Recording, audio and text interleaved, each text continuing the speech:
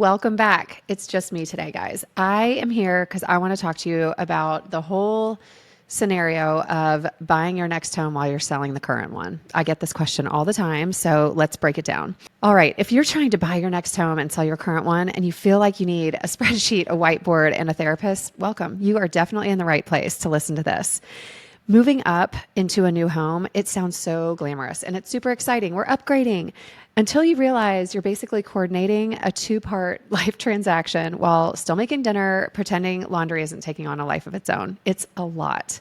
So today I want to break down the 3 move-up options that actually work, who each option is best for, and how to choose the right one without spiraling. You ready? Let's get into it.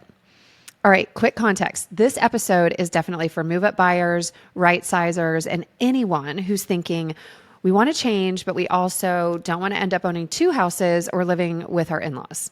No judgment. We've all been close. Before we start, I want you guys to all know there is no one right way. There's just the right way for your timeline and your finances and your nervous system. Super individual, and you've got to figure out what you can tolerate and what is absolutely not. By the end of this episode, you're going to know the 3 move-up paths, what the pros and cons are, and the 3 questions that make the decision very clear. And I'll give you a simple next step if you want help mapping out your personal plan. All right, let's get into it. Option 1. Option 1 is sell first and then buy. This is classic. Sell your current home first, then buy the next one. This is the option for people who want certainty. You know your sales price, you know your proceeds, you know what you're working with. It's the I sleep at night option. So the pros of being able to do this is you're not carrying 2 mortgages. You know exactly what you're going to net from the sale, and your financing is typically cleaner. The cons, you might need temporary housing. You might have to move twice. You might feel pressure to find something really quickly. And like I said, you might be moving twice because if you don't time it perfectly, there's likely going to be a rental in between house 1 and house 2. Here's the part that people don't talk about enough. Selling first can be incredibly smart if you plan it like a project. That means you've got to understand your timeline. You've got to know the inventory in the areas that you want. And you've got to have a plan for what happens if you don't find the one immediately. I always say we've got to plan for the worst and hope for the best.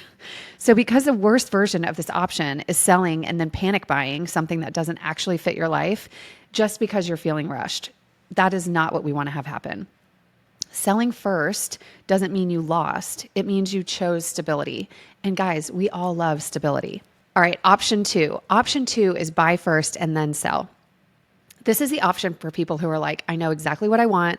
I'm not settling, and I'm not living in a rental with my dog and 3 kids. It also means you likely have a little bit of a kitty to be able to have this happen. Buying first can be amazing because you shop with less pressure. You can wait for the right home. You can negotiate better terms sometimes. And you're not trying to time a listing launch and a purchase contract like we're diffusing a bomb. So the pros of this: 1, you can buy the right home without rushing. 2, 1 move instead of 2, which let's not underestimate the weight of a move. And 3, less emotional pressure during the search. The cons are you may have to qualify while still owning your current home, and that's a big thing that I would encourage you to figure out before we get this process started. The second one, you might really have to carry 2 payments temporarily, and so you have to be sure that that's possible without creating extra stress in an already stressful situation. And the third one is you need a real plan for how to bridge that gap. We've got to go in eyes wide open. I don't want any surprises for you. There are a few ways people do this, depending on your specific situation. One is access to equity, meaning you likely are sitting on a lot of equity in your home. So it's like a HELOC, and you would want to dig into this with your lender to find out, could this be the right avenue for you? The second one is bridge style financing options. That basically means a lender is going to help you be able to purchase before you sell. And I will help pull comps because usually the lender needs comps in situations like that. The third one is a really strong savings and a short overlap period. So if you think that, you're looking at maybe 1 to 3 months in terms of how long you would be overlapping with owning these 2 properties and you have strong savings, this could be a good option for you. And the last one is structuring your purchase timeline strategically.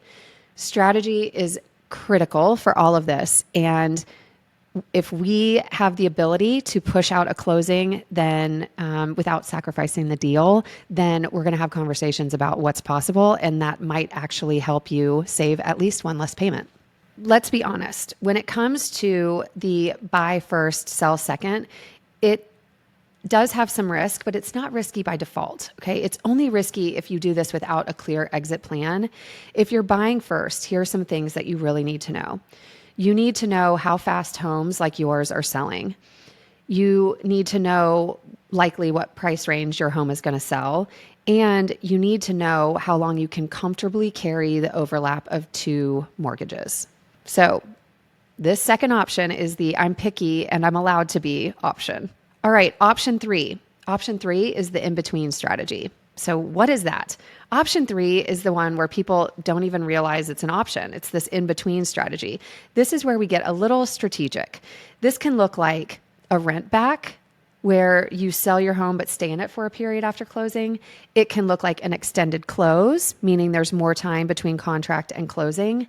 It can also look like a sale contingency structured in a way that keeps your offer competitive. It can also look like aligning dates so you're reducing the time you're in between the houses.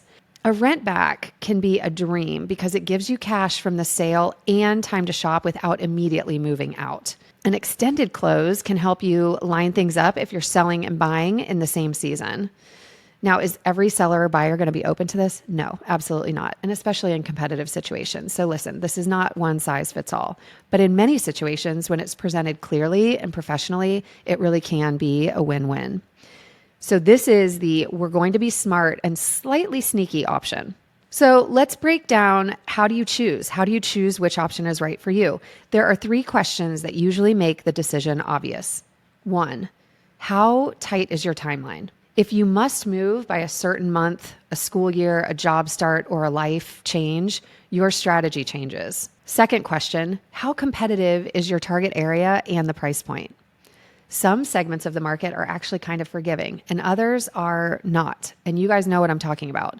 If you're shopping in a competitive segment, buying first or using an in-between strategy, it honestly may give you more control. And the third one that you have to ask, how allergic are you to risk?